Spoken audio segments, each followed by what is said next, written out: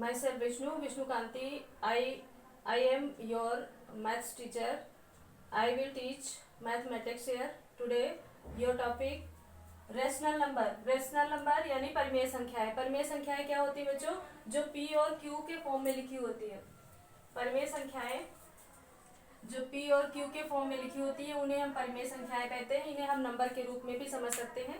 बच्चों इसके पहले जो हमने पहला वीडियो बनाया है, इससे पहले जो वीडियो मैंने बनाया उसमें आपको नंबरों की सीरीज मैंने बताई हुई है। नेचुरल नंबर क्या होते हैं यानी प्राकृतिक संख्याएं, होल नंबर पूर्ण संख्याएं क्या होती हैं, और इवन नंबर ऑड नंबर मैंने आपको बता दिए हैं। अगर आपने उस वीडियो को नहीं देखा है तो हम इसके डिस्क्रिप्शन में उसका लिंक दे देंगे, तो उस वीडियो को भी देख लेना, तो आपको समझ अच्छे से आ जाएगा। उसके बाद हम देखते हैं परिमेय संख्याएं क्या होती हैं। परिमेय संख्याएं वो नंबर होते हैं जो P और Q के फॉर्म में लिखे होते हैं। सपोज 2/3, इन्हें रेशियो के रूप में भी लिख सकते हैं, जैसे 2:3। 2:3 को हम P और Q के फॉर्म में लिख देते हैं, तो ये हो जाते हैं रेशनल नंबर। और रेशनल नंबर को हम जैसे रेशनल नंबर कौन कौन से होते हैं, हम इसकी पहचान कैसे कर सकते हैं। जैसे कोई भी प्राकृतिक नंबर वो नेचुरल नंबर हो सकता है, जैसे 3, 4, 5, 8, ये सब क्या है, ये नेचुरल नंबर है। इनको हम परिमेय संख्या यानी रेशनल नंबर में भी चेंज कर सकते हैं। अगर मैंने यहाँ पे 1 लगा दिया तो ये रेशनल नंबर हो गया यानी परिमेय संख्याएं हो गई। अगर इनके नीचे हमने इनके हर में ये इसे क्या कहेंगे, अंश कहेंगे, इसे हर कहेंगे, और अंश और हर में अगर 2 फॉर्म में लिखी हैं तो ये परिमेय संख्याएं हो जाती हैं। अगर हमने नेचुरल नंबर के नीचे 1 लगा दिया, इसमें कुछ भी 1 लगाने से कुछ चेंज नहीं होता है, लेकिन ये नेचुरल नंबर से ये परिमेय संख्याएं बन जाती हैं। अब इसको जैसे ऐसे देख सकते हैं 6/0, ये परिमेय संख्या नहीं होगी, क्योंकि P हमेशा P जो है वो कभी 0 के रूप में नहीं आती। P कभी 0 के रूप में नहीं आती, इसलिए इसको हम परिमेय संख्या नहीं कह सकते हैं। लेकिन यही अगर देखा जाए 6 हर में है और 0 यहाँ पे अंश में है, तो इसे हम परिमेय संख्या कह सकते हैं, क्योंकि P जो है वो परिमेय संख्या P 0 के रूप में हो सकता है, और Q जो है वो 0 के रूप में नहीं हो सकता। तो 0/6 जो है वो परिमेय संख्या हो सकती है, और 6/0 परिमेय संख्या नहीं हो सकती है। अब नेक्स्ट इसमें समझ लीजिए धनात्मक परिमेय संख्याएं क्या होती हैं और ऋणात्मक परिमेय संख्याएं क्या होती है। जैसे इसे आपने देखा 2/3, ये क्या है, एक धनात्मक परिमेय संख्या है। धनात्मक क्या होता है, प्लस का सिंबल समझते हैं, ये जहाँ पे लगा होता है वहां पे धनात्मक संख्या होगी। अब जैसे यहाँ पे 2/3 है, तो यहाँ पे प्लस लगाने की जरूरत नहीं होती है, अपने आप ही इसे मान लिया जाता है कि ये प्लस का सिंबल इसके आगे लगा हुआ है। लेकिन अगर हमको इसी में ऋणात्मक बनाना हो संख्या को अगर हमें इसे ऋणात्मक बनाना हो तो उसमें हमें इसका सिंबल लगाना जरूरी हो जाता है। जैसे -2/3, ये ऋणात्मक परिमेय संख्या हो गई। और भी इसे लिख सकते हैं 4, -8, या फिर -5/10, ये सब क्या है, ऋणात्मक परिमेय संख्या है। धनात्मक परिमेय संख्या में प्लस लगाने की जरूरत नहीं होती, लेकिन ऋणात्मक परिमेय संख्या में प्लस लगाने की जरूरत होती है। तो ये परिमेय संख्याओं को आपने समझा। बच्चों नेक्स्ट टॉपिक है आपका तुलना करना, जमा करना और घटा। यानी कि जमा में होगा प्लस, तुलना में इसको कंपेयर करना है, छोटा कौन सा है और बड़ा कौन सा है। इसमें देखिए हमने 2 नंबर लिखे हुए हैं, एक 2/3, 5/2। तो इनमें तुलना करने का मीन्स इनमें से बड़ा देखना है आपको, बड़ा नंबर कौन सा है। अब इनमें से बड़ा नंबर देखने के लिए पहले आपको जो इसका हर है, डिनोमिनेटर का जो है, आपको पहले सेम टू सेम दोनों को कर देना है। तो बच्चों इसमें 2/3 और ये 5/2 को हम किसी एक नंबर ऐसा देखते हैं जिसपे कि इन दोनों के हर जो है एक समान हो जाए, इक्वल हो जाए, तो हम इनको आसानी से तुलना कर सकते हैं। तो इसमें अगर हम 3 को 2 से मल्टीप्लाई करेंगे यानी गुणा करेंगे तो यहाँ 6 हो जाएगा, और 2 को अगर हम 3 से मल्टीप्लाई करेंगे तो भी यहाँ 6 हो जाएगा। तो यानी दोनों के हर जो है वो एक समान हो जाएंगे। तो 2 को इनको दोनों को एक समान नंबर से अगर हम मल्टीप्लाई करेंगे तो यहाँ 4 हो जाएगा और यहाँ हो जाएगा 6। इसके बाद फिर इसे देखते हैं 5/2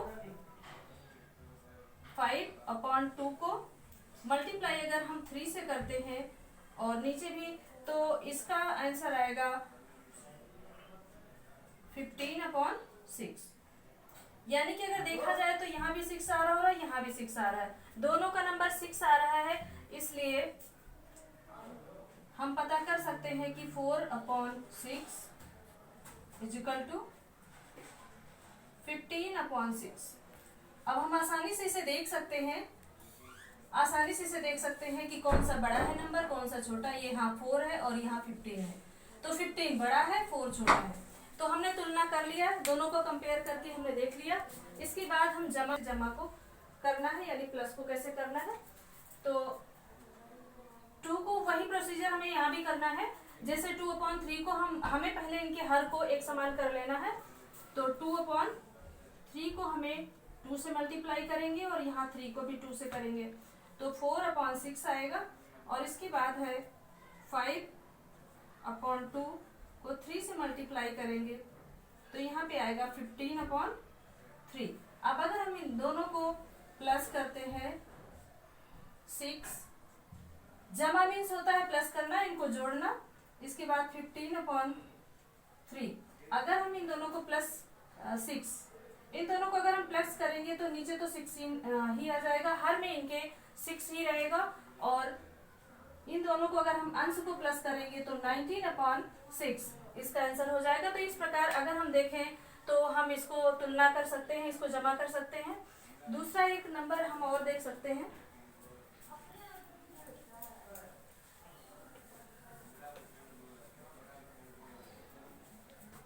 बच्चों, ये आपके लेसन का फर्स्ट लेसन का पूरे टॉपिक का निचोड़ है। अगर इसे आप अच्छे से समझ जाएं, जरूरी नहीं कि आप अपनी नोटबुक में उतारें, लेकिन अगर इसको आप ध्यान से देख लेंगे, समझ लेंगे, तो ये पूरा टॉपिक जब आप इसकी एक्सरसाइज करेंगे तो अच्छे से समझ आ जाएगा। फिर आपको ज्यादा दिक्कत या परेशानी नहीं होगी। इसके बाद फिर घटा देखते हैं, घटा को कैसे निकालते हैं। तो इसमें भी वही करना है, आपको हर को पहले एक समान कर लेना है। तो 2/3 इनको हमें 2 से मल्टीप्लाई करेंगे तो 4/6 हो जाएगा। इसके बाद फिर 5/2 को हम करेंगे 3 से, तो यहाँ 15/6 हो जाएगा। तो इसे हमें घटाना है, तो 4/6 माइनस 15/6। अगर हम इनको हर को पहले लिख लेते हैं, चूंकि हर एक समान है तो इसको पहले उतार लेंगे। उसके बाद 15 से 4 को माइनस करेंगे तो यहाँ आ जाएगा 11। चूंकि बड़े नंबर के सामने माइनस लगा है इसलिए हमको यहाँ पे माइनस लगाना होगा।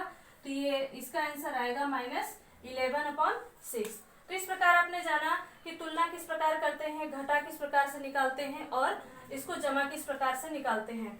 तो परिमेय संख्याओं में इतना आपने समझा। नेक्स्ट हेडिंग में आप और देखेंगे। अभी बच्चों, आपकी नेक्स्ट हेडिंग है मानक रूप तथा इसका सरलतम रूप। मानक रूप कहें या फिर इसका सरलतम रूप कहें, तो मानक रूप वो नंबर होते हैं, जैसे कोई नंबर बड़े फॉर्म में दिया है उसको छोटे फॉर्म में करके लिखना है, या कम से कम फॉर्म में नंबर्स में करके उसको लिखना है। तो हमें किसी ऐसे नंबर का चुनाव करना है जो कि अंश और हर दोनों को डिवाइड कर दे।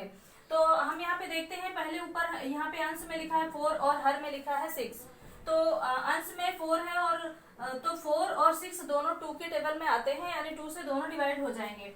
तो 2 2 जा 4 और 2 3 जा 6, यानी कि हमें कौन सा नंबर प्राप्त हुआ है, 2/3। तो ये 2/3 जो है ये 4/6 का सरलतम रूप है, यानी मानक रूप है। इसको मानेंगे 2/3 को 4/6 का सरलतम रूप यानी मानक रूप है। इसके बाद देखते हैं फिर नेक्स्ट नंबर हमने यहाँ पे लिखा हुआ है 12/16। 12 भी देखा जाए तो 2 की टेबल में आता है। बच्चों, सबसे पहले अगर हमें डिवाइड करना है यानी नंबर को क्रॉस काटना है तो सबसे पहले सबसे छोटी हथौड़ी यानी कि 2 का इस्तेमाल करते हैं। उसके बाद फिर देखते हैं 3 का, फिर 5 का। तो इस प्रकार अगर हम देखें तो सबसे छोटा नंबर है 2, तो सबसे छोटे नंबर से हम ट्राई करके देखते हैं। तो 2 की टेबल में 12 भी आता है और 16 भी आता है। तो 12 आएगा 6 बार में, 2 6 जा 12 और 2 8 जा 16। इसका हमें नंबर क्या प्राप्त होता है, 6/8। इसका नंबर प्राप्त होता, लेकिन अगर देखा जाए तो अभी इसे हम और तोड़ सकते हैं, इसका और छोटा नंबर कर सकते हैं। तो इसका छोटा नंबर करने के लिए हमें 2 3 जा 6 और 2 4 जा 8। अब 2 3 जा 6 जो है, 2 3 जा 3 और 4 को अब हम नहीं किसी एक नंबर से डिवाइड नहीं कर सकते हैं, इसलिए हमारा आंसर क्या आ जाएगा 3/4, यानी कि 12/16 का मानक रूप है 3/4। इसके बाद फिर हम नेक्स्ट लाइन में देखेंगे, नेक्स्ट हेडिंग में देखेंगे कि सरलतम रूप इनका क्या है, परिमेय संख्याएं क्या होती हैं। बच्चों, दो परिमेय संख्याओं के बीच कितनी परिमेय संख्या हो सकती है, ये तो आप सब जानते होंगे, अगर नहीं जानते तो समझ लीजिए। दो परिमेय संख्याओं के बीच में अनंत परिमेय संख्याएं हो सकती है, यानी कितनी भी परिमेय संख्याएं आप बना सकते हैं दो परिमेय संख्याओं के बीच में। देखिए यहाँ 6 और 12 के बीच में कितनी परिमेय संख्याएं हो सकती हैं, तो 6 के बाद 7 8 9 10 11 और उसके बाद आ गई 12, यानी कि 1 2 3 4 5, यानी कि 6 और 12 के बीच में 5 परिमेय संख्याएं आ सकती हैं। और अगर देखा जाए तो इनके बीच में भी परिमेय संख्याएं आ सकती हैं, यानी कि कितनी भी परिमेय संख्याएं आप इनको बना सकते हैं। अब इनको परिमेय संख्या की तो नेचुरल नंबरों के रूप में आपने देखा, अगर 1 लगा देंगे तो परिमेय संख्याएं बन जाएंगी। इस प्रकार अगर p और q के फॉर्म में लिखा हो परिमेय संख्याएं, तो आप उन्हें कैसे बनाएंगे। तो देखिए ये 2/3 लिखा है, 2/3 लिखा है, यहाँ 1/3 लिखा है, तो इन दोनों के बीच में कितनी परिमेय संख्याएं आ सकती हैं।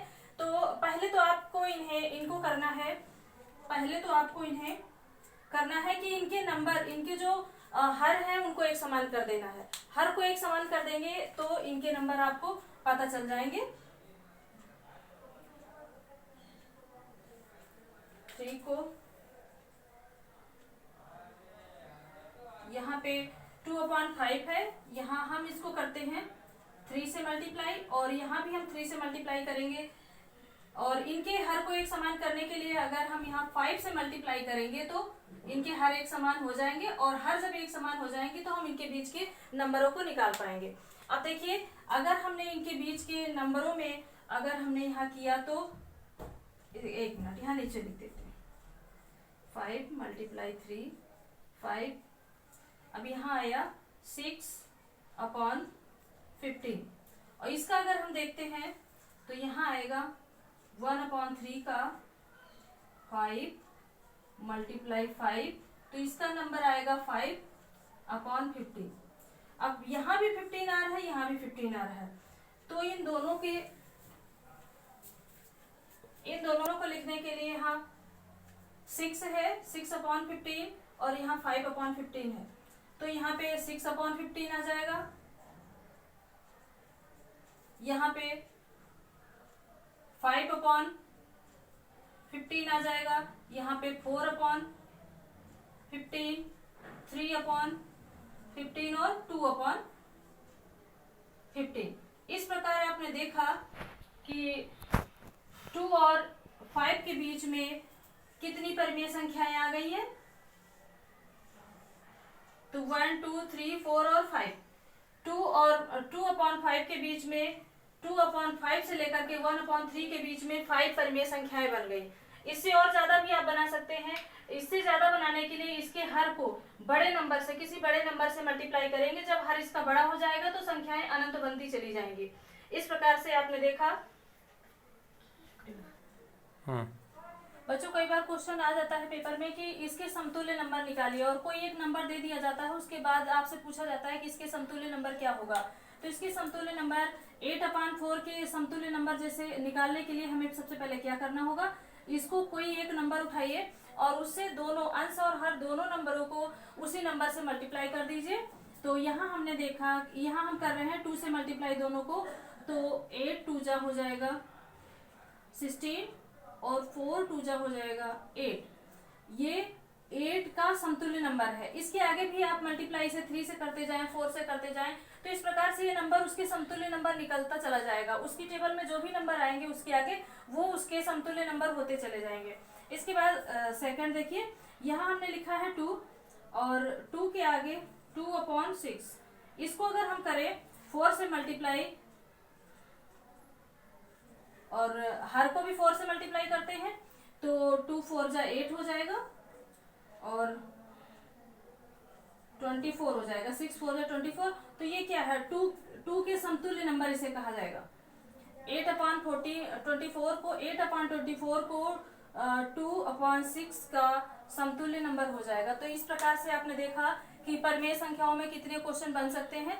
तो इस प्रकार से अगर आपने ध्यान से इस लेसन को समझा होगा तो ये इसकी एक्सरसाइज जब आपको कराई जाएगी तो एक्सरसाइज में कोई प्रॉब्लम नहीं आएगी, आप इसे आसानी से कर पाएंगे। Thank you very much.